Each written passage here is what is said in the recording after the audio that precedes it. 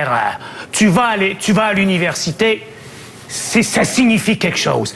Il faut valoriser l'université. Mais on ne restreint pas le droit. Pour toi, si on augmente les frais de scolarité comme on les augmente, on ne restreint pas le droit à l'éducation. Absolument pas. Parce que, bien sûr, tout ça est accompagné, on se cache toujours derrière les pauvres, tout ça est accompagné de bourses costaudes.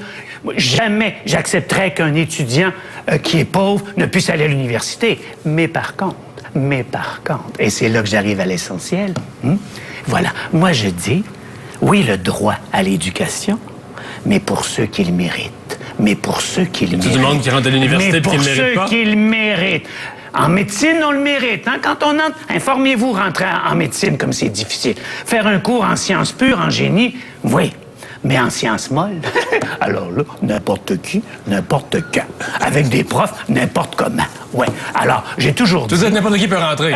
N'importe qui, pire que n'importe qui, pire que n'importe... Il y a 40% des étudiants en sciences humaines qui n'ont pas d'affaires là. Pourquoi on commencerait pas à contingenter un peu? Pourquoi, quand tu rentres en littérature, tu n'aurais pas à démontrer que ça t'intéresse, la littérature, des fois, mettons, disons, hein? Ouais.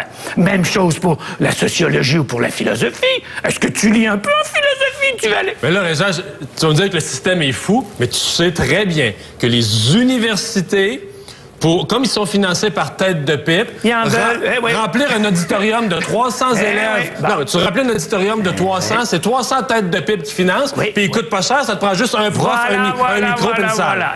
Et tout ça fait que la qualité à l'université baisse. Non, il faut fonctionner autrement, c'est bien évident. C'est pas bien géré actuellement.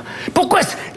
Mais ça, les étudiants, ils n'ont pas raison de s'inquiéter là-dessus. Il y a des étudiants qui disent on va augmenter nos frais de scolarité, puis les universités vont gaspiller l'argent. C'est-tu bien géré, les universités?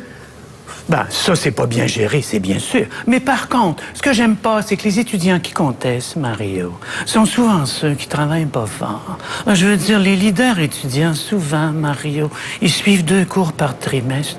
Ils traînent 5 ans au cégep, 6 ans à l'université, au café le plus souvent. Puis quand ils sont pas au café à l'université, ben, ils manifestent dans la rue. Ça s'inscrit dans une belle tradition québécoise.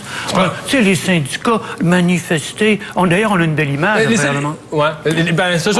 La manifestation d'hier, tu penses quoi de ça?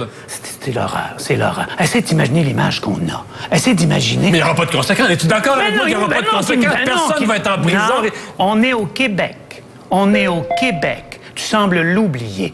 On est au Québec, donc probablement 75% des gens sont soit d'accord, soit relativement indifférents. On vit là-dedans depuis 50 ans, Mario. Souviens-toi des leaders syndicaux qui sont entrés en prison il y a 35 ans ou quelque chose du genre. Mais c'était la gloire! C'est comme un étudiant qui se fait arrêter ou qui se fait tabasser. Ça vaut un doctorat.